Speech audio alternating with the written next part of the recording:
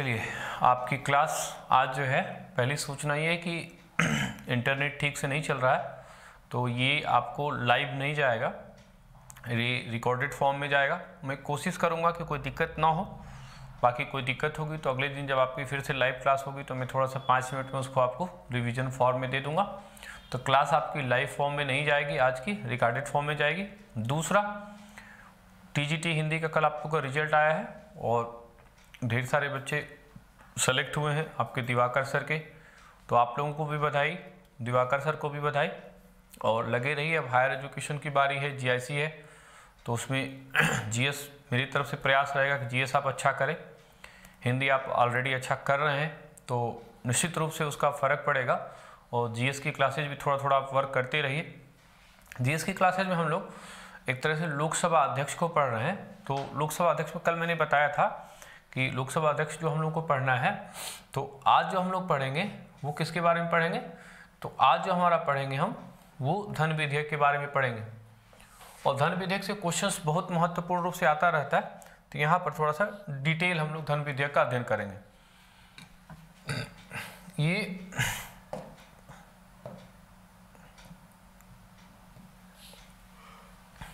चलिए, अब हम लोग करते हैं काम अपना,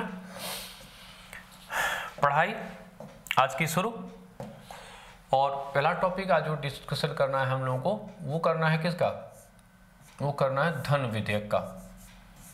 तो अभी जो 5-10 मिनट की पहले पढ़ाई होगी वो धन विधेयक पे क्वेश्चंस बहुत आता रहता है ना, धन विधेयक पे क्वेश्चंस जो है वो बहुत आता रहता है। तो पहले देखते हैं। अब देखिए, पहले जैसे कल हमने आपको बताया था कि ये जो आर्टिकल पूछेगा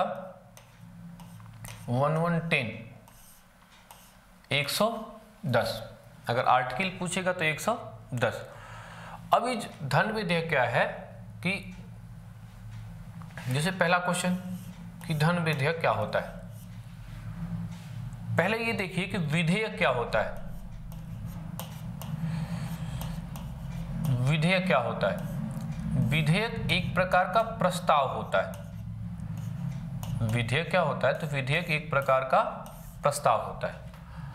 अब जो विधेयक प्रस्ताव होता है, तो इस प्रस्ताव का आपको नेचर बताना पड़ेगा। आपका इसको नेचर बताना पड़ेगा कि इस विधेयक का नेचर क्या है। तो कोई ऐसा नेचर का विधेयक जिसमें कर से संबंधित कोई प्रस्ताव हो, टैक्स से संबंधित प्रस्ताव हो, भारत सरकार के खर्चे से संबंधित प्रस्ताव हो, और इसी तरह का अन्य कोई प्रस्ताव हो। यानी ये जो विधेयक होगा वो विशेष रूप से कर प्रणाली या कर को लेकर के प्रस्ताव होगा। तो कर को लेकर के जो प्रस्ताव होता है उसी को हम कहते हैं कि ये कौन सा विधेयक है? धन विधेयक है। फिर से देखिए, विधेयक यानी प्रपोजल, विधेयक यानी प्रपोजल। देखिए, विधेयक का अर्थ क्या हुआ? प्रपोजल। प्रपोजल का नेचर बताना पड़ेगा। किसके लिए प्रपोजल आपका है? आपका प्रपोजल है किसके लिए? शादी के लिए, ब्याह के लिए, टैक्स के लिए, किसके लिए? तो प्रपोजल्स लेके जाते हैं लोग। यहाँ पर प्रपोजल्स सरकार के पास जाएगी, तो ये प्रपोजल्स जो होगा वही प्रपोजल्स क्या है?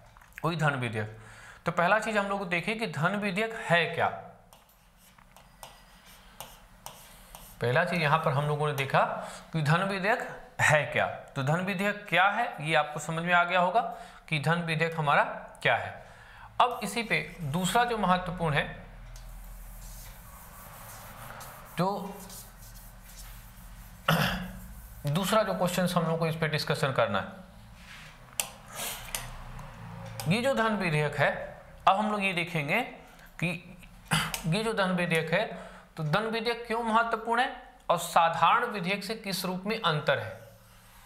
तो यहां पर हम लोग देखेंगे कि सामान्य विधेयक और धन विधेयक में अंतर क्या है।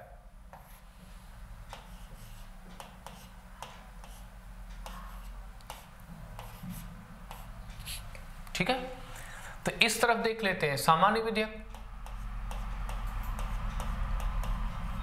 और इस तरफ देख लेते हैं क्या, धन विधेयक। तो ये देख लीजिए, धन विधेयक,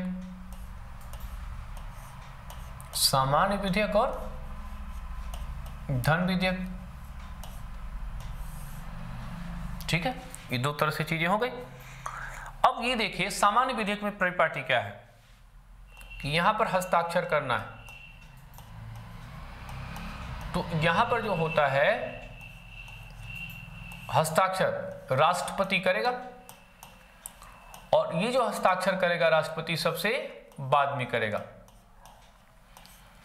यानी राष्ट्रपति सबसे बाद में हस्ताक्षर करता है। और यहां पर क्या होता है, राष्ट्रपति का पूर्व हस्ताक्षर आवश्यक होता है, यानी राष्ट्रपति पहले ही हस्ताक्षर कर देता है ना। इसका मतलब यहां पर जो प्रमाणन है, यहां पर जो प्रमाणित होता है वहां पर राष्ट्रपति की भूमिका महत्वपूर्ण है, राष्ट्रपति इसको प्रमाणित करेगा। लेकिन यहां पर क्या होगा कि यहां पर जो लोकसभा का अध्यक्ष है, जो लोकसभा का स्पीकर है, वो स्पीकर ही इसको अंतिम रूप से प्रमाणित करता है। तो यहां स्पीकर जो है वो अंतिम रूप से प्रमाणित करता है। यहां देखिए, यहां पर विवाद की स्थिति में क्या होगा, दोनों में अगर विवाद हुआ तो संयुक्त अधिवेशन की बात होती है। यहां पर संयुक्त अधिवेशन होगा, संयुक्त अधिवेशन होगा। यहां पर राज्यसभा इसे सिर्फ 14 दिन तक रोक सकती है, 14 दिन से ज्यादा राज्यसभा उसको रोकने की शक्ति प्राप्त उसको नहीं है। 14 दिन रोकेगी, यहां पर राज्यसभा उसको रोक सकती है। इसका मतलब यहां पर जो संयुक्त अधिवेशन है, उस संयुक्त अधिवेशन का प्रावधान नहीं है। ठीक है, ये सामान्य विधेयक में और धन विधेयक में बेसिक रूप से अंतर होता है। और क्वेश्चन खूब पूछता है इससे, धन विधेयक पर अंतिम रूप से प्रमाणित कौन करता है, या धन विधेयक को अंतिम रूप से प्रमाणित कौन करता है, अध्यक्ष या स्पीकर। राज्यसभा इसे कितने दिन तक रोक सकती है, 14 दिन। संयुक्त अधिवेशन का प्रावधान है कि संयुक्त अधिवेशन का प्रावधान नहीं है, तो नहीं है। तो सामान्य विधेयक से जो धन विधेयक है वो किस तरह से अंतर होगा, उस सामान्य विधेयक से धन विधेयक की अंतिम प्रक्रिया को हम लोग देख सकते हैं। तो यहाँ पर देखिए कि ये दोनों में क्या डिफरेंस है और क्यों ये महत्वपूर्ण है, इसकी पूरी चर्चा 110 में की गई, ये महत्वपूर्ण है। ठीक है, अब यहां पर देख लीजिए, कोई दिक्कत हो तो अपना फिर अगले दिन हम लोग इस पर देख लिया जाएगा। ठीक है, चलिए अब हम लोग देखते हैं कि जो लोकसभा का अध्यक्ष है उसको अगर हटाना हो तो क्या होगा। लोकसभा को के अध्यक्ष को जो हटाने की प्रक्रिया है, हटाने की प्रक्रिया है, तो लोकसभा अध्यक्ष को हटाने की जो प्रक्रिया है, उस प्रक्रिया को अगर देखा जाए तो ये प्रक्रिया सर्वोच्च न्यायालय ये जो प्रक्रिया है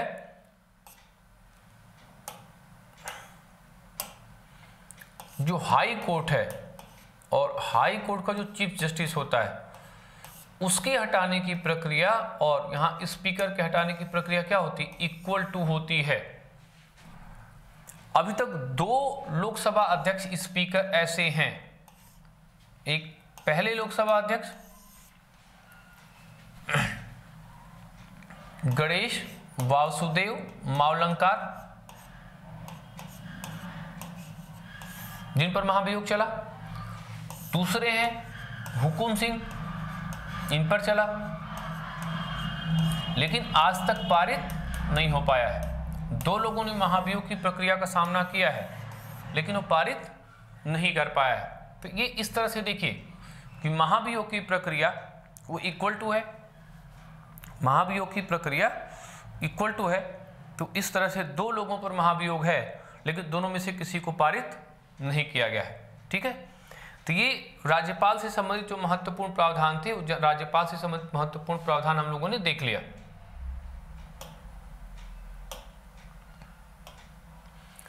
ठीक है, राज्यपाल कह रहे हैं, सॉरी, लोकसभा अध्यक्ष के संबंधित प्रमुख प्रावधान हम लोगों ने देख लिया। अब लोकसभा में अब हम लोग ये देखते हैं कि संसद, ठीक है। अब अगला टॉपिक जो है, लोकसभा हमारा पूरा हो गया। संसद में प्रश्न उठाने की प्रक्रिया, संसद में क्वेश्चन करने की प्रक्रिया क्या है, संसद में क्वेश्चन करने की प्रक्रिया क्या है। पहले ये देख लेते हैं कि कौन कौन से बिंदु इसमें हमको पढ़ना है। पहले हम लोग देखेंगे प्रश्नकाल क्या है,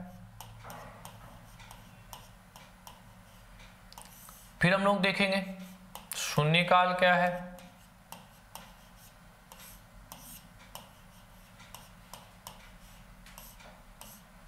प्रश्नकाल क्या है, शून्यकाल क्या है, फिर देखेंगे स्थगन प्रस्ताव क्या है या काम रोको प्रस्ताव क्या है, काम रोको प्रस्ताव क्या है, फिर देखेंगे कि नियम 184 क्या है, फिर देखेंगे नियम 377 क्या है, नियम 377 क्या है। तो ये सब प्रश्न उठाने की प्रक्रियाएं हैं ना। पहले क्या पढ़ेंगे हम लोग, प्रश्नकाल, फिर शून्यकाल, फिर स्थगन काम रोको प्रस्ताव, नियम 184, नियम 377, नियम 377। तो ये महत्वपूर्ण रूप से प्रश्नकाल और प्रश्नकाल से संबंधित जो इतने प्रश्नों के उत्तर हम लोग को देखने हैं। तो यहाँ से हम लोग अब आपको पढ़ाना आपको शुरू करते हैं। हम एक ही चीज अच्छे से देखते जाइए। प्रश्नकाल किसको कहते हैं, शून्यकाल किसको कहते हैं, स्थगन प्रस्ताव किसको कहते हैं, आधे घंटे की चर्चा ना, इसी से जोड़ करके देख लिया जाएगा कि आधे घंटे की चर्चा का क्या अर्थ है।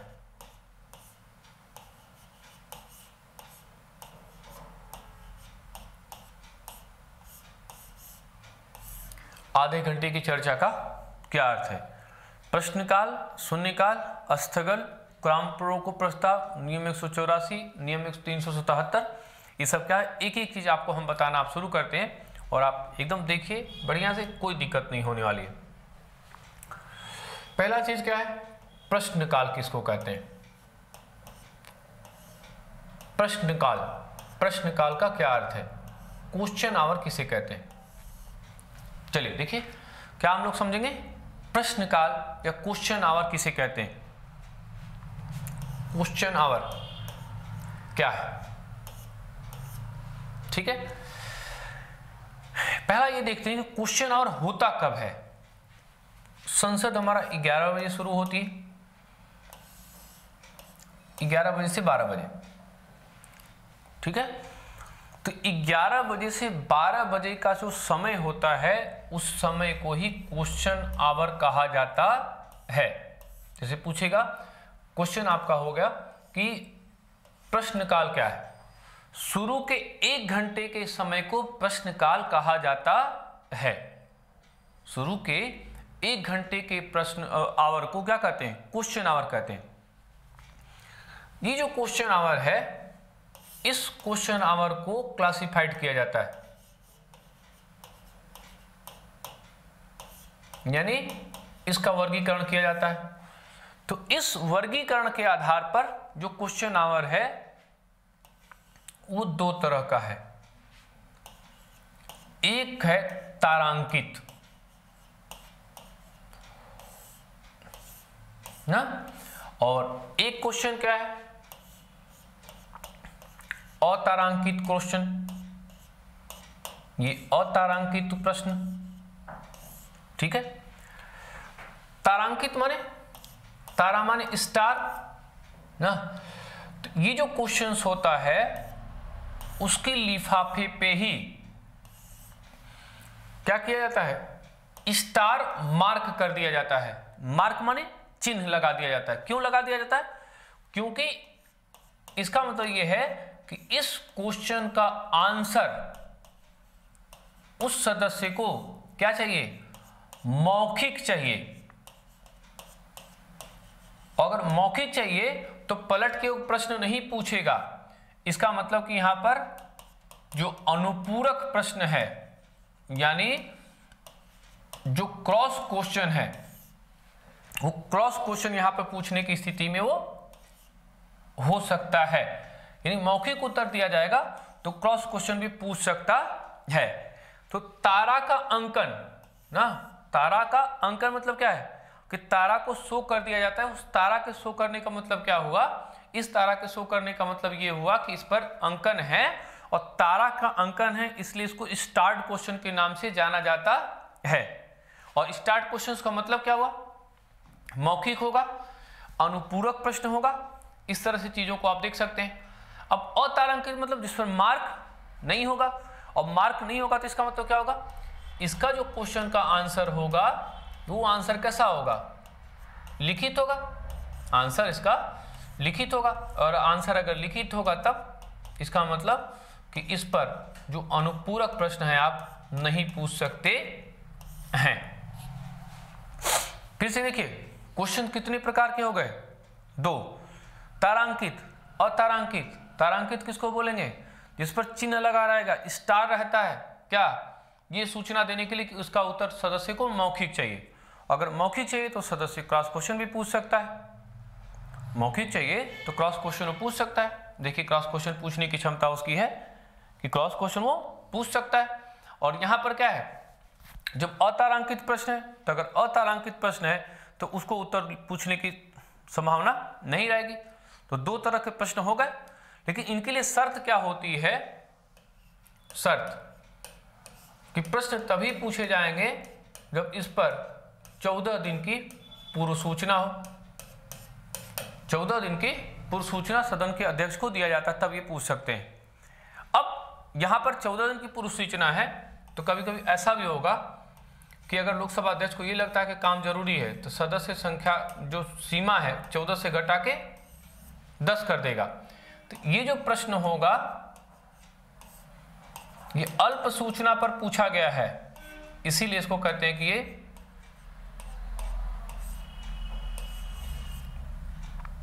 अल्प सूचना प्रश्न है। यहां अल्प क्या हुआ, 14 से 10 दिन हो गया। और इसका नेचर भी किसकी तरह होता है, तारांकित प्रश्न की तरह होता है। तारांकित प्रश्नों की संख्या होती है। प्रश्नों को समझने का या प्रश्नों के उत्तर को समझने के लिए पेपर का कलर भी अलग अलग तरीके से सामान्य रूप से यूज किया जाता है। पेपर का जो कलर होगा वो भी अलग अलग तरीके से यूज किया जा सकता है या यूज किया जाता है। तो सुबह के 11 बजे से 12 बजे तक के समय को क्वेश्चन आवर कहते हैं, प्रश्नकाल कहते हैं। प्रश्नकाल की शुरुआत, प्रश्नकाल का वर्गीकरण 2 वर्गों में मुख्य रूप से है। पहला, जब तारांकित प्रश्न है, जब प्रश्न का उत्तर मौखिक चाहिए, उस पर अनुपूरक प्रश्न चाहिए तो उसको तारांकित कहते हैं। अब प्रश्न का उत्तर नहीं चाहिए तो उसको अतारांकित कहते हैं। 14 से संख्या घट के 10, 14 से संख्या घट के 10 हो गई, इसी को अल्प सूचना प्रश्न के नाम से भी जाना जाता है। तो ये प्रश्न 2 हो गया, उसी में एक अलग भी वर्ग हो सकता है।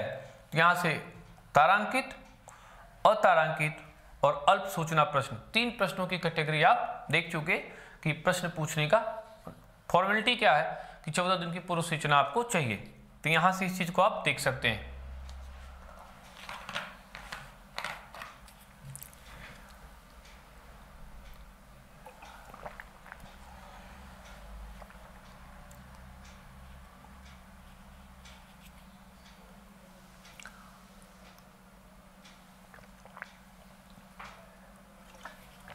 एकदम आराम से देखिए, प्रश्नकाल, प्रश्नकाल को 2 वर्गों में बांटा जा सकता है। तारांकित जिस पर स्टार है, तारा है, मार्क्ड है। क्या मार्क है, क्वेश्चन मौखिक ही चाहिए, अनुपूरक प्रश्न होंगे। अतारांकित है, तारांकित है, तारांकित पर लिखित अनुपूरक प्रश्नों की संख्या का 14 से घटा के 10 दिन कर दिया जाए तो संख्या घटा दी गई, इसलिए अल्प कहते हैं। तो अल्प सूचना प्रश्न है। तो ये पूरा आप देख चुके कि ये प्रश्नकाल इतने तरीके से हो सकता है। अब देखिएगा ना, प्रश्नकाल हम लोग का हो गया। अब हम लोग आएंगे किस पर, शून्यकाल पर। चलिए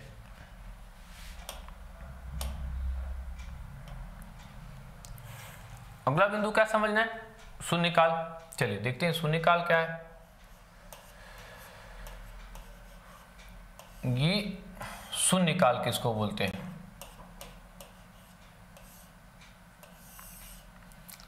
ठीक है। देखिए क्वेश्चन आवर किसको कहते हैं, क्वेश्चन आवर हमारा क्या है, 11 बजे से 12 बजे तक के समय को हम क्या कहते हैं, क्वेश्चन आवर कहते हैं।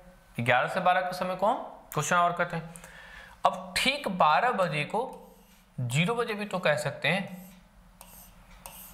इसको हम 0 बजे भी कह सकते हैं, 0 बजे भी कह सकते हैं, ये 1 बजे। तो यानी क्वेश्चन आवर के ठीक बाद का समय,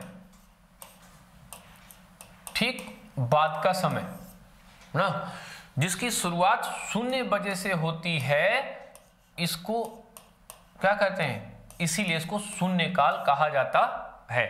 फिर से देखिए शून्यकाल क्या है, प्रश्नकाल के ठीक 1 घंटे के बाद का समय, प्रश्नकाल के ठीक 1 घंटे के बाद का समय जिस पर दैनिक घटनाओं पर चर्चा होती है, प्रश्न के उत्तर देने की कोई बाध्यता नहीं होती है, प्रश्न के पूछने के लिए कोई अनिवार्य शर्त नहीं होती है, प्रश्न के पूछने की कोई अनिवार्य शर्त नहीं होती है, और इस रूप में इसे 0 बजे चूंकि शुरू होता है इसलिए 0 बजे कहा जाता, शून्यकाल कहा जाता है। इसके माध्यम से क्या होता है कि इसके माध्यम से जो क्षेत्रीय स्तर की समस्याएं हैं, उन क्षेत्रीय स्तर की समस्याओं को सुलझाया जाता है, या उस पर सदस्य जो है प्रश्न पूछ सकते हैं। तो यहाँ पर इसको शून्यकाल को शून्यकाल क्यों कहा गया, शून्यकाल को शून्यकाल क्यों कहा गया, शून्यकाल कहने के पीछे का मूल उद्देश्य क्या है, क्वेश्चन आवर कहने का मुख्य उद्देश्य क्या है, 0 बजे शुरू होता है इसलिए इसको शून्यकाल कहते हैं, 0 बजे शुरू होता है इसलिए इसको शून्यकाल कहते हैं, और किसी प्रकार की औपचारिकताएं इसमें नहीं होती हैं, ये मुक्त होता है, इसीलिए भी इसको शून्यकाल कहा जाता है। तो हम लोगों ने देखा प्रश्नकाल क्या है, हम लोगों ने देखा कि शून्यकाल क्या है, हम लोगों ने देखा कि प्रश्नकाल क्या है, हम लोगों ने देखा कि शून्यकाल क्या है। 2 चीज हमारा हो गया। अब हम लोग तीसरे पे आते हैं, स्थगन या काम रोको प्रस्ताव, स्थगन या काम रोको प्रस्ताव। अब देखिए बोला गया ये काम रोको प्रस्ताव, काम रोको प्रस्ताव, या इसी को क्या कहते हैं, स्थगन प्रस्ताव।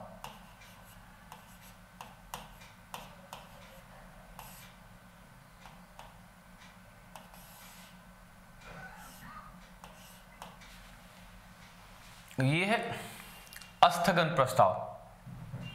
अब देखिए इसमें क्या होता है कि जैसे ये स्पीकर है, ये लोकसभा का अध्यक्ष है, तो प्रश्न पूछने की सारी प्रक्रियाएं उसी के अंतर्गत होती हैं। वही कहेगा तो आप प्रश्न पूछ सकते हैं, वही कहेगा तो आप प्रश्न नहीं पूछ सकते हैं, तो प्रश्न पूछना है। अब प्रश्न पूछने के लिए अगर प्रश्नकाल है तो 14 दिन की अनिवार्य शर्त है। प्रश्नकाल का कोई विशेष महत्व होता नहीं है, चलेगा।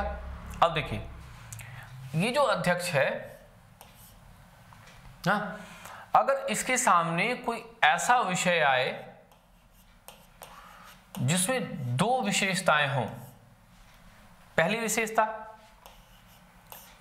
वो लोक महत्व का हो, यानी वो पब्लिक इंटरेस्ट इसमें महत्वपूर्ण हो, और दूसरा लोक महत्व के साथ साथ क्या हो कि ये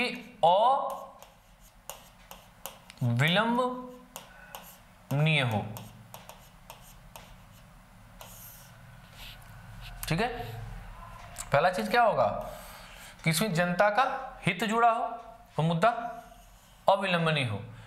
तो अगर ये दो विषय आ जाएंगे तो अध्यक्ष को यह अधिकार है कि पहले के सभी कामों को रोक देगा और इस रोकने के लिए एक प्रस्ताव आएगा।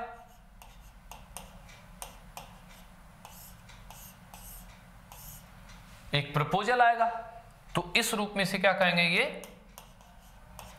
काम रोको प्रस्ताव है। लेकिन काम इस वाले प्रस्ताव को क्यों रोक दिया गया है, ताकि बीच में एक दूसरे प्रस्ताव पर हमको चर्चा करना है। इसका मतलब चर्चा हमको शुरू भी करना है, तो चर्चा को हमको शुरू करना है। अब चर्चा को शुरू करने के लिए एक प्रस्ताव आया, तो इस प्रस्ताव को क्या कहेंगे, स्थगन प्रस्ताव कहेंगे। इस प्रस्ताव की शुरुआत जो है वो लोकसभा अध्यक्ष करता है, लोकसभा अध्यक्ष करता है, लेकिन रोकने की शक्ति किसी को प्राप्त नहीं है। मतलब ये रुकेगी नहीं, चाहे एक दिन चले, चाहे 2 दिन चले, चाहे दिन, चाहे रात, उसमें रोकने की शक्ति किसी को प्राप्त जो है नहीं है। अंत में प्रधानमंत्री जब इस पर भाषण देगा तब ये चर्चा समाप्त होती है। तो फिर से देखिए, काम रोको प्रस्ताव या स्थगन प्रस्ताव क्या है।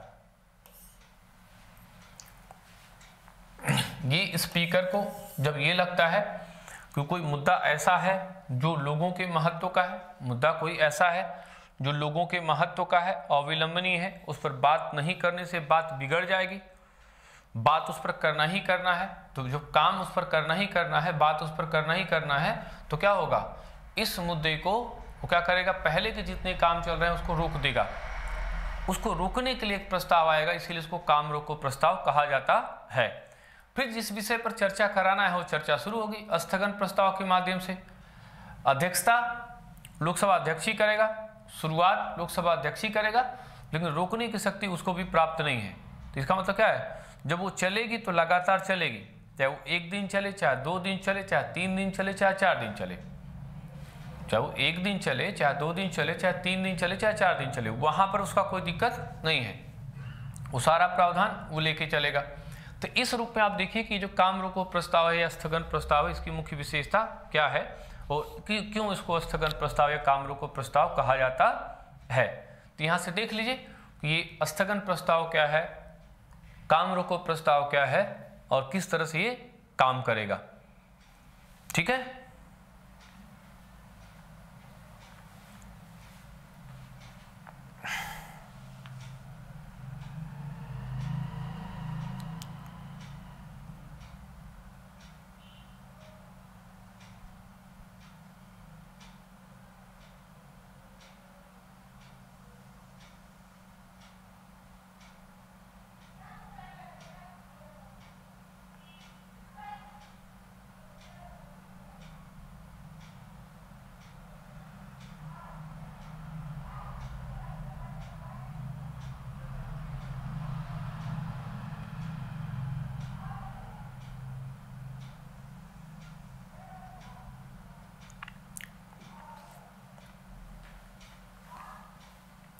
ठीक है। यहाँ तक मैं देख रहा था, किसी को हो सकता है कुछ लोग ग्रुप में न जुड़े हों तो सोच रहे होंगे क्लास क्यों नहीं चल रही है। ठीक है, तो ये प्रस्ताव, अब थोड़ा फिर से पीछे जाके देखिए क्या पढ़ाना है अब हमको आगे। देखिए प्रश्नकाल पे हो गया, शून्यकाल पे हो गया, स्थगन प्रस्ताव पे अब नियम 184 और नियम 377 ये मैं आपको समझा दूं, एकदम समझा देता हूं। क्या क्या समझाना है पहले देख लीजिए। अब समझाना है 2 चीज,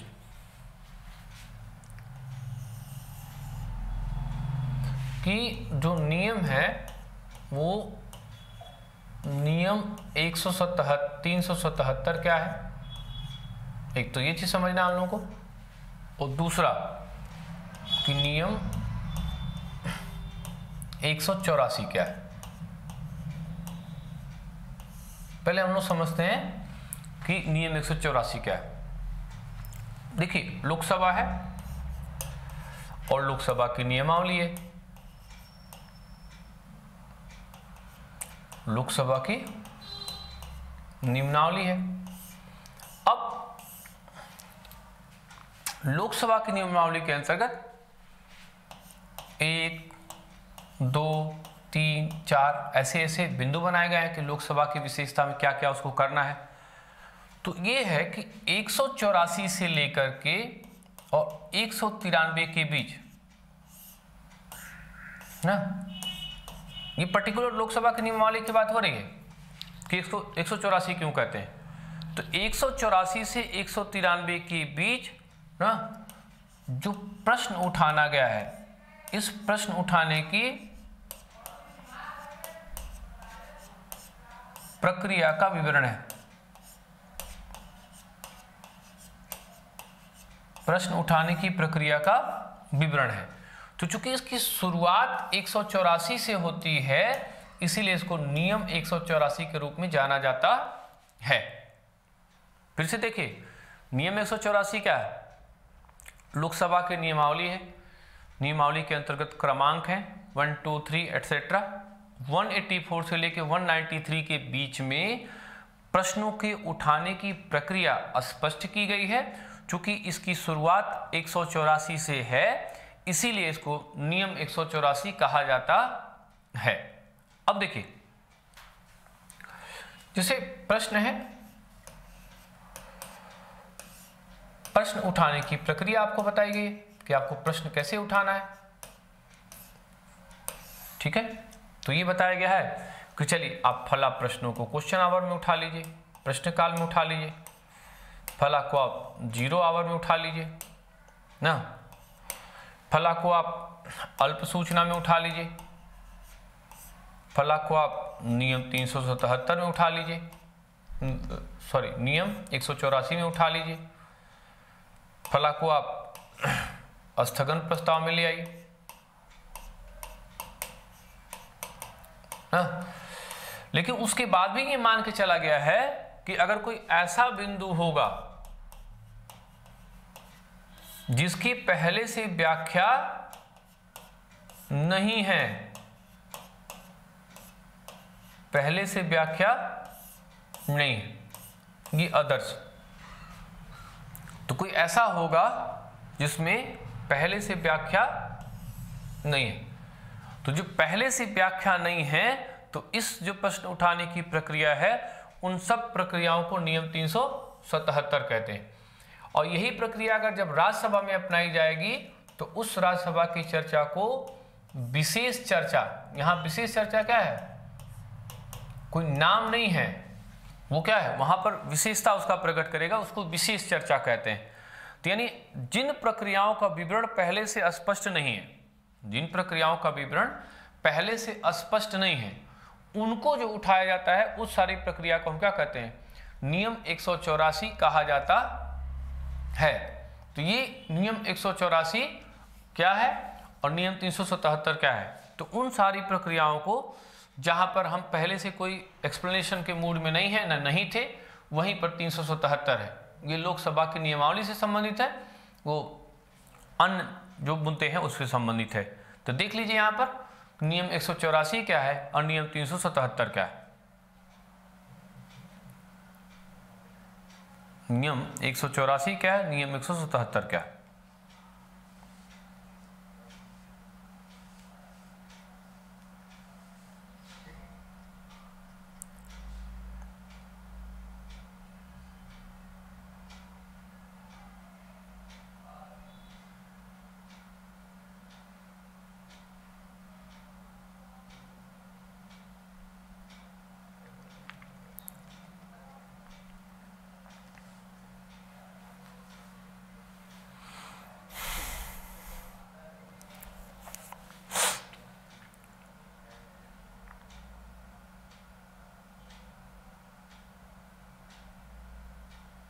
ठीक, यहां तक बात समझ में आ गई।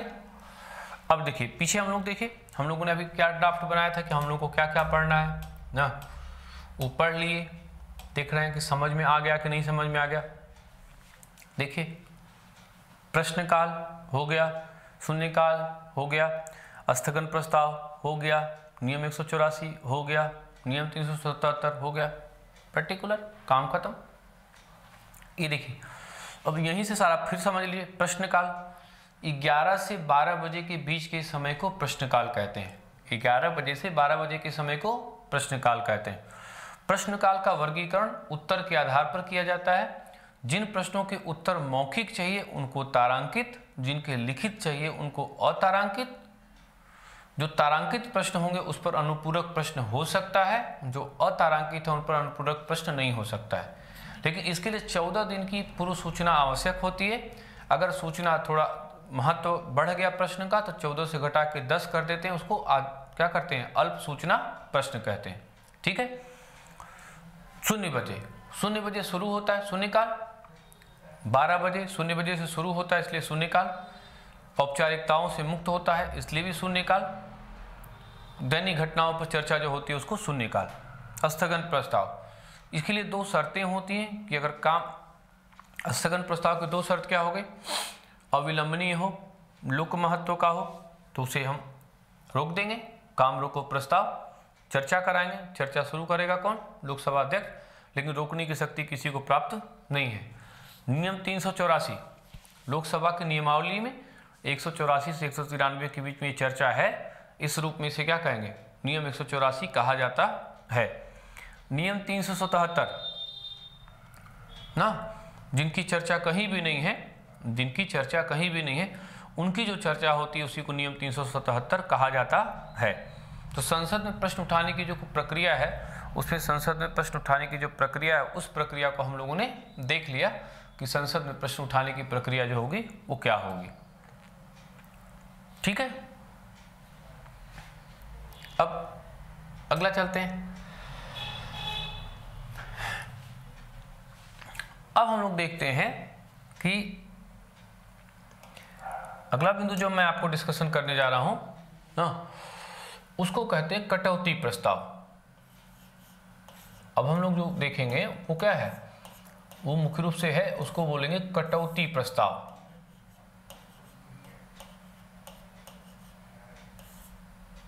Cut motion. अब अगला क्वेश्चन जो हम लोग डिस्कशन कर रहे हैं वो है कटौती प्रस्ताव किसको कहते हैं।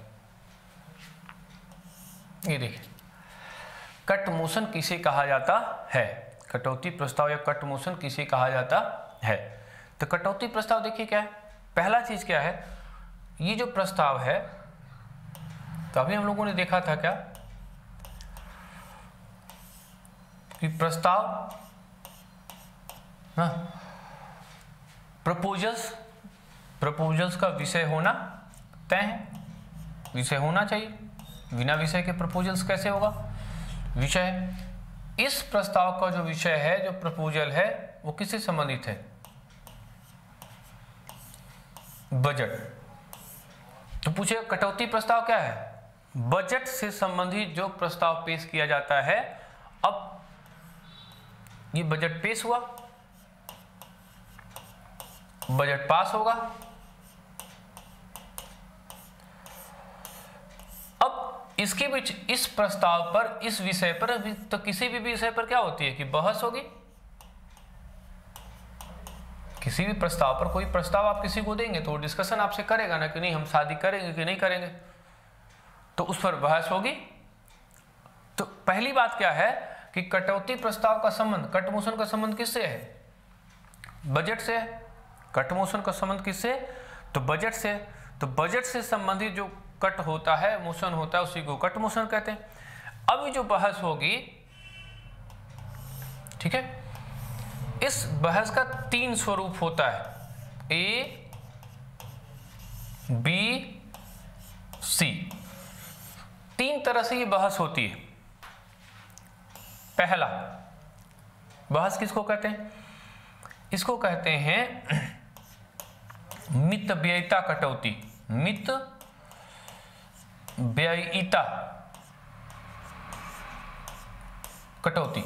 दूसरा क्या बोलते हैं, नीतिगत कटौती।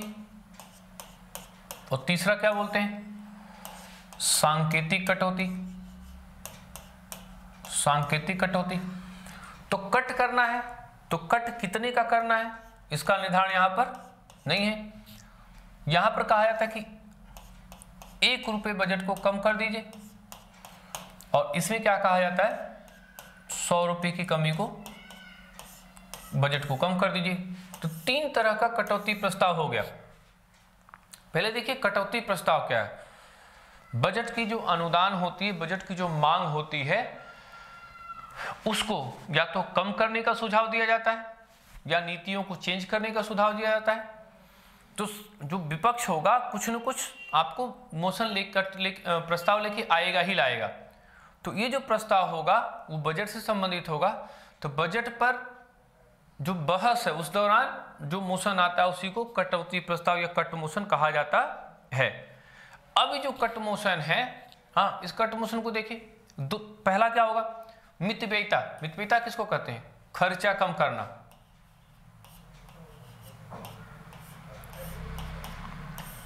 ठीक है, तो इस प्रस्ताव में यह कहा जाता है कि सरकार खर्चा कम करे। जो है वो खर्चा ज्यादा करने के लिए सरकार बोल रही है, तो यहां बोला जाएगा खर्चा आप कम करिए। तो खर्चा कम करने के लिए जो सुझाव होगा उसको मितव्ययिता कटौती कहते हैं। यहां नीतिगत, ये और आसान है। यहां पर नीतियों पे ही, पॉलिसी पे ही आपका क्वेश्चन मार्क उठता है कि आपकी पॉलिसी ठीक नहीं होगी। ठीक है, अब यहां पर ये भी करने को सरकार तैयार नहीं है, ये भी करने को सरकार तैयार नहीं है। तो यहां पर क्या होता है कि सांकेतिक को इसीलिए प्रतीकात्मक भी कहा जाता है। ये प्रतीकात्मक भी है। इसमें कहा जाता है कि बस अपनी मांग को आप 100 रुपया कम कर दीजिए, 100 रुपया कम कर दीजिए। तो उससे क्या होता है, सरकार को क्या फायदा होगा कि 100 रुपया कम करने से कोई घाटा हुआ नहीं। विपक्ष को क्या फायदा होगा कि चलिए माने ना 100 रुपये की बात, लेकिन माने तो ये तो मान रहे हैं ना कि नहीं, हमारी बात मान रहे हैं कि गलत है या इसको सही करना चाहिए। तो यहां पर ये महत्वपूर्ण है कि सांकेतिक कटौती या प्रतीकात्मक कटौती का मतलब क्या हुआ, कि सांकेतिक या प्रतीकात्मक कटौती का मतलब यही कि ऐसा कटौती जिसमें बस 100 रुपये को कट करने का प्रस्ताव होता है और सरकार अमूमन मान भी लेती है। तो कटौती प्रस्ताव 3 प्रकार का हो गया। खर्चे पे क्वेश्चन मार्क उठा जाता है तो मितव्ययिता, और यहां पर नीतियों पे होता है तो 1 रुपये का, ये होता है तो 100 रुपये का। तो कभी कभी प्रश्न भी पूछता है ना, तो इसको ऐसे याद रखना है, पैसा बाद में भूल जाता है। पूछ रहा है नीतिगत कटौती, नीतिगत कटौती।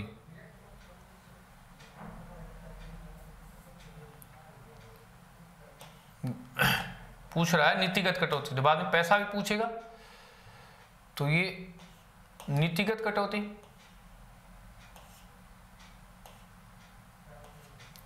ना कितने रुपए का है ना, नीतिगत कटौती कितने रुपए की है।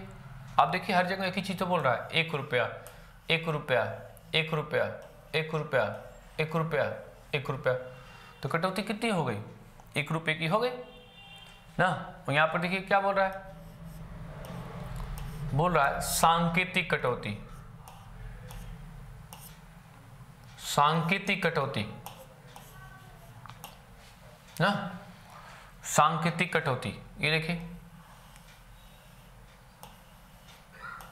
सांकेतिक कटौती, ये क्या है, वो एक तरह से 100 रुपये वाला, या 100 सांकेतिक, नीतिगत 1 रुपये की।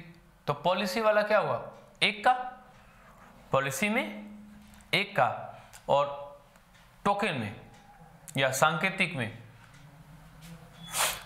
नीतिगत में कितना हुआ, 1 रुपया, और सांकेतिक में 100 रुपया। ऐसे दिमाग में रखिए, क्योंकि बाद में आपको समय वो भूल जाएगा, बाद में आपको ये भूल जाता है कि नहीं 100 रुपये वाला 1 रुपया कौन है। तो 1 रुपया 100 रुपया जो है आपका वो दिक्कत करेगा।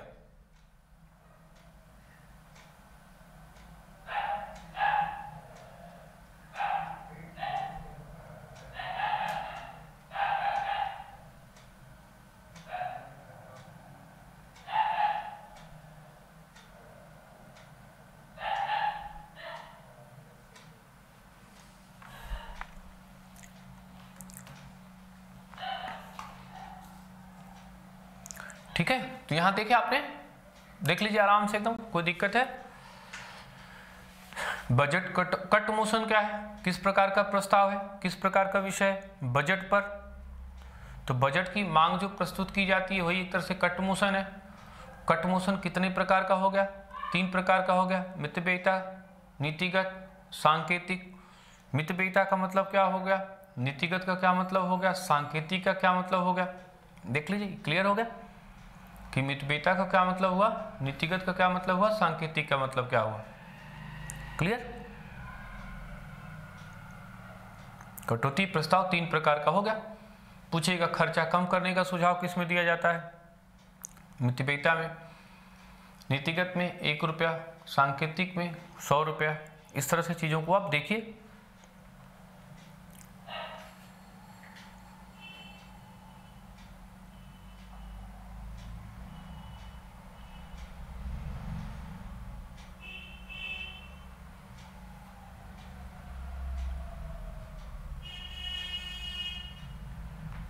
चलिए अब नेक्स्ट पे आते हैं।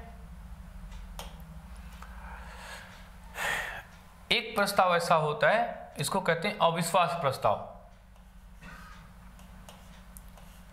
अविश्वास प्रस्ताव, अविश्वास प्रस्ताव।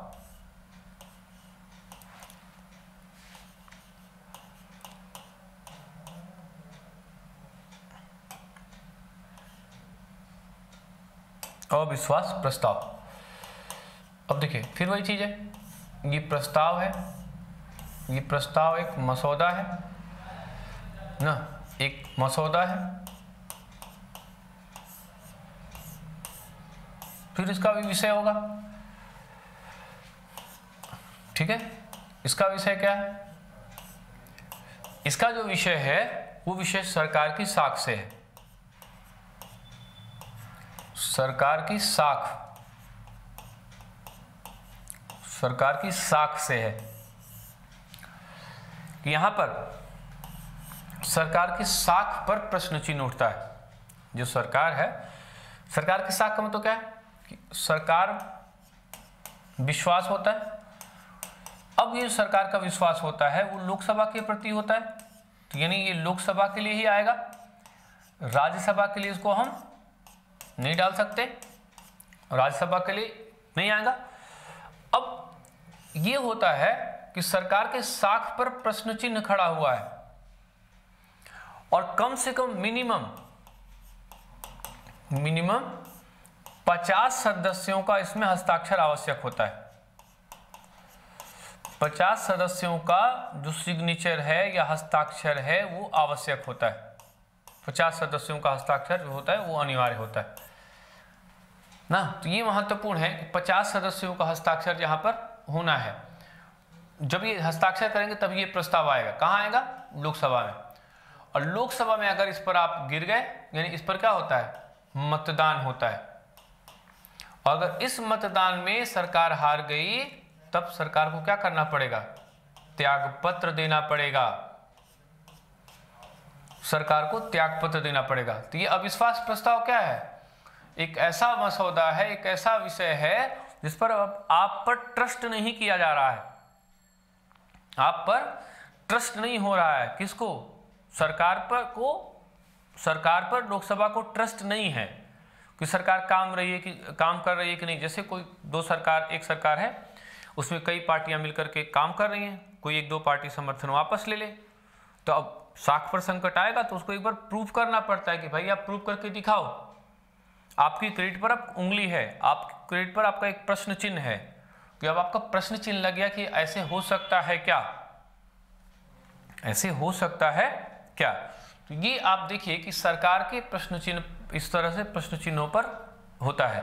तो यहां जो प्रस्ताव आएगा उसी को अविश्वास प्रस्ताव कहा जाता है। तो इस तरह से आप देखिए ये अविश्वास प्रस्ताव पे बात आप कर सकते हैं। ठीक है, चलिए एक हम ये देखते हैं, ये जो संसद है, ठीक है, इस संसद के विशेषाधिकारों पर चर्चा करते हैं। संसद का जो विशेषाधिकार है उस संसद के विशेषाधिकार पर चर्चा करते हैं। अब जो ये विशेषाधिकार होगा तो विशेषाधिकार सदन का भी होगा और विशेषाधिकार सदस्यों का भी होगा। ठीक है, सदन का विशेषाधिकार क्या है?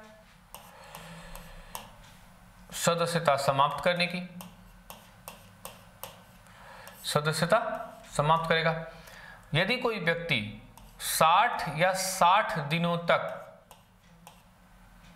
60 या 60 दिनों तक अगर लगातार सदन से वापस रहता है बिना सूचना दिए तो उसकी सदस्यता समाप्त कर दी जाएगी।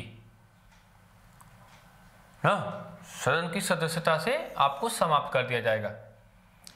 तो अब सदन ही निर्धारित करेगा कि आप सदस्य रहेंगे कि नहीं रहेंगे, और लगातार 60 दिनों तक अगर आप हैं तो आपको क्या किया जाएगा? आपको फिर बाइकाट कर दिया, करने का मतलब आपकी सदस्यता को समाप्त कर दिया जाएगा। ये आप देख लीजिए। फिर देखिए, जो सदस्य हैं इनका विशेषाधिकार क्या? इनका ये है कि कोई सदस्य हैं तो गिरफ्तारी,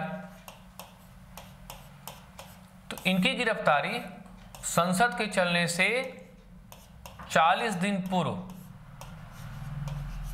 और संसद के चलने के 40 दिन बाद किसी व्यक्ति को या संसद को सदस्य को गिरफ्तार नहीं किया जाएगा। लेकिन यह छूट जो है सिर्फ सिविल मामले में है, क्रिमिनल मामले में नहीं। दूसरा, सदन में कही गई किसी बात के लिए, सदन में कही गई किसी बात के लिए न्यायालय में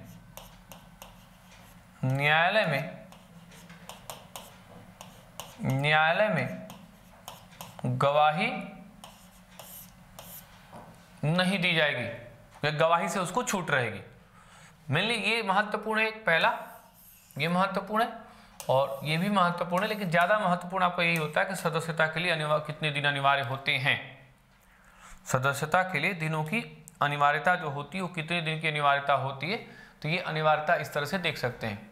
तो ये संसद के कुछ विशेषाधिकार हैं जहाँ पर आपको ध्यान रखना है। संसद का जो विशेषाधिकार है उसको आपको ध्यान रखना है कि हाँ, संसद का हमारा विशेषाधिकार क्या क्या है। ठीक है, तो ये संसद और उससे संबंधित कुछ महत्वपूर्ण काम।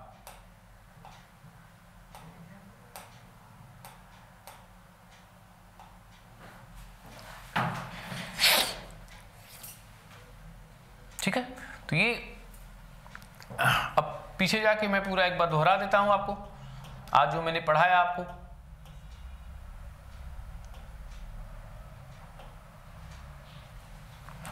ठीक है, देखिए संसद में प्रश्न उठाने की प्रक्रिया। संसद में प्रश्न उठाने की प्रक्रिया को मैंने बताया आपको। प्रश्नकाल होता है, शून्यकाल होता है, स्थगन प्रस्ताव होता है, काम रोको प्रस्ताव होता है, नियम 377 होता है, नियम 184 होता है। प्रश्नकाल शुरू के 1 घंटे को प्रश्नकाल, तारांकित प्रश्न, अतारांकित प्रश्न, अल्प सूचना प्रश्न। जिन प्रश्नों पर चर्चा हो जाती है उस पर आधा घंटा की चर्चा। आधा घंटा की चर्चा 3 दिन होती है, शाम को 4:30 से 5। उसका समय आधा घंटा रहता है, इसलिए आधा घंटा चर्चा, लेकिन उस पर पहले से चर्चा हुई हो तो। शून्यकाल 12 बजे शुरू होता है, इसलिए शून्यकाल। प्रश्नों की औपचारिकता से मुक्त होता है, इसलिए शून्यकाल। स्थगन प्रस्ताव, जब लोकसभा अध्यक्ष को ये लगता है कि काम कोई ऐसा है जो अविलंबनीय है, लोक महत्व का है, तो उसके पहले के सारे काम रोक दिए जाते हैं और जिस प्रस्ताव के माध्यम से चलाया जाता है उसे काम रोको प्रस्ताव कहा जाता है। नियम 184, लोकसभा में नियम की जो प्रक्रिया है 184 से 93 के बीच में, उसी को नियम 184, और जिसका कहीं व्याख्या नहीं है वो नियम 377 के अंतर्गत उठाया जाता है। फिर यहाँ पर मैंने बताया आपको कि कटौती प्रस्ताव क्या है। कटौती प्रस्ताव क्या है? तो कटौती प्रस्ताव क्या है? बजट से संबंधित जो प्रस्ताव है उसको कटौती प्रस्ताव कहा जाता है। ये जो कटौती प्रस्ताव है तीन प्रकार का होता है, मितव्ययिता कटौती, नीतिगत कटौती और सांकेतिक कटौती। तो मितव्ययिता कटौती, नीतिगत कटौती और सांकेतिक कटौती। तो इस रूप में आप देखिए कि कटौती प्रस्ताव तीन प्रकार का हो गया, मितव्ययिता, नीतिगत और सांकेतिक। मितव्ययिता में क्या होगा, खर्चा को कम करने के लिए बात कही जा रही है, नीतिगत में नीतियों को चैलेंज किया जाता है और सांकेतिक में 100 रुपये की करने की बात, कम करने की बात कही जाती है। ज़्यादातर सरकार सांकेतिक कटौती को मान लेती है। ठीक है, फिर सरकार में अगर आपका विहाप नहीं है, अब क्रेडिट का संकट आया है, तो एक प्रस्ताव ऐसा होता है जिसमें सरकार को अपनी क्रेडिट को ले आना पड़ता है और क्रेडिट के माध्यम से कम 50 न्यूनतम सदस्य होने चाहिए। क्योंकि क्रेडिट का सवाल है तो राज्यसभा को क्रेडिट क्रिएट नहीं करना पड़ता है। तो सरकार जो होती है लोकसभा के प्रति ही जिम्मेदार होती है। तो ये जब जिम्मेदार होगी तो ये ले आना पड़ेगा, यहाँ मतदान होगा और व्यवहार में क्या है कि अगर आप हारेंगे तो ये आपको सरकार छोड़ना पड़ेगा। संसद के कुछ विशेषाधिकार हैं, संसद के कुछ विशेषाधिकार हैं जो मैंने आपको अभी थोड़ी देर पहले समझाया। 60 दिनों तक लगातार अगर रहेंगे तो गायब, तो आपको सदस्यता समाप्त होगी। संसद में किसी बात को कही गई के लिए न्यायालय में गवाही नहीं होगी। किसी भी सदस्य की गिरफ्तारी, अगर संसद मान लीजिए कि 10 अगस्त को चलने वाला है तो 40 दिन पहले 10 सितंबर तक चलेगा, तो 10 सितंबर के बाद 40 दिन बाद, इस बीच में सिविल से संबंधित कोई मुद्दा होगा तो उसको गिरफ्तार नहीं किया जाएगा। सिविल से संबंधित कोई मुद्दा होगा तो उसको गिरफ्तार नहीं किया जाएगा। तो इस तरह से संसद और संसद की कुछ महत्वपूर्ण प्रक्रियाओं पर हम लोगों ने चर्चा किया कि संसद क्या है, राष्ट्रपति पर चर्चा हुआ, फिर उपराष्ट्रपति पे थोड़ी चर्चा हुई, फिर लोकसभा अध्यक्ष पर चर्चा हुई, फिर प्रश्नों के उठाने की प्रक्रिया पर चर्चा हुई, कुछ प्रस्ताव पर चर्चा हुआ, फिर सरकार को हम लोग गिरा दिए, यानी विश्वास प्रस्ताव और अविश्वास प्रस्ताव पर चर्चा हुई, कटौती प्रस्ताव पर चर्चा हुई। इसको हम, तो इसका मतलब संसद का मुख्य काम क्या है, नियम कानून को बनाना। अब ये जो इसको विधायिका कहते हैं, सामान्य रूप से ये विधायिका है। अब इस विधायिका के कार्य को एग्जीक्यूट करने के लिए, लागू कराने के लिए जो इकाई काम करेगी उसे कार्यपालिका कहेंगे ना। प्रधानमंत्री, मंत्री, सरकारी कर्मचारी, वो सब कार्यपालिका में आएंगे, उसको एग्जीक्यूटिव बोलते हैं, वो एग्जीक्यूट करते हैं। ये विधान को बनाती है, संसद विधान को बनाती है और वो उनको क्या करेंगे, एग्जीक्यूटिव करेंगे, एग्जीक्यूट करेंगे, और इसीलिए उसको बोलते हैं कि ये एग्जीक्यूटिव बॉडी है, यानी ये कार्यपालिका। तो कार्यपालिका के अंतर्गत प्रधानमंत्री क्या होगा, मंत्रिपरिषद में मंत्रियों की संख्या कैसे निर्धारित होगी, वर्तमान में उसके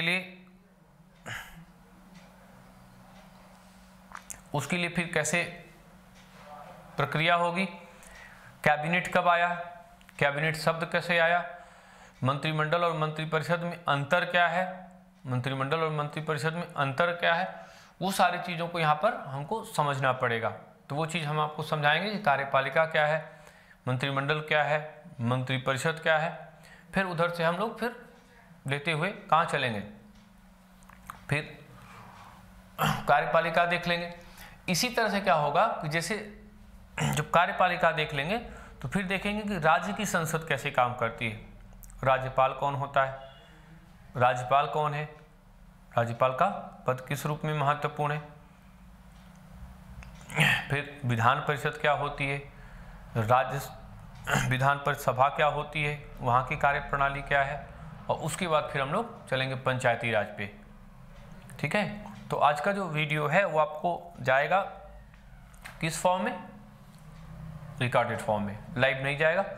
मैं अगले दिन आऊँगा तो आपको थोड़ा सा बात कर लूँगा, कोई दिक्कत होगी तो उसको मैं रिवीजन कर दूँगा। आज थोड़ा इंटरनेट ख़राब था और इंटरनेट की समस्या के कारण से आपको रिकॉर्डेड क्लास ही दी जा रही है, ताकि क्रम भंग ना हो, क्रम आपका रहे ना, क्लास का आपका शेड्यूल रहे। थोड़ी सी मशीन है तो दिक्कत कभी कभी करती है, और कभी कभी तो वैसे आदमी भी दिक्कत करता है, लेकिन ठीक है, हर तरह का थोड़ा आनंद लीजिए।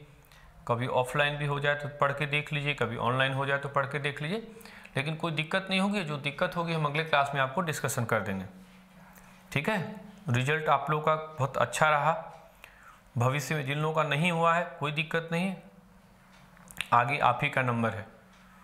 जो भी आज सफल हुए सब पहले एक तरह से असफल थे, और ये आदर्श की बातें नहीं है। जो डूबेगा वही पाएगा, हाँ, जो खोजेगा वही पाएगा। तो कहने का मतलब क्या है कि हेरते रहिए, बहोरते रहिए, और अपना भी नंबर आएगा ना। कभी कर्म का दोष है नहीं, कभी कभी क्रम का दोष है। जिनका नहीं हुआ है कर्म का दोष कम है और क्रम का दोष है।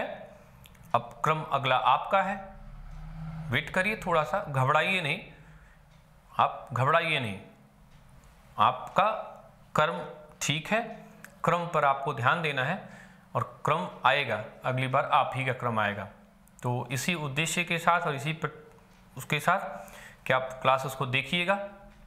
कोई दिक्कत होगी तो मैं बता दूंगा, वैसे कोई दिक्कत नहीं होनी चाहिए। कल फिर क्लास होगी, और इसी तरह सफलता के मार्ग पर आप लोग चलते रहिए, बढ़ते रहिए। हम लोग भी साथ साथ रहते हैं, थोड़ा थोड़ा अच्छा ही महसूस होता है। चलिए कल फिर हम लोग क्लास में मिलेंगे। नमस्कार।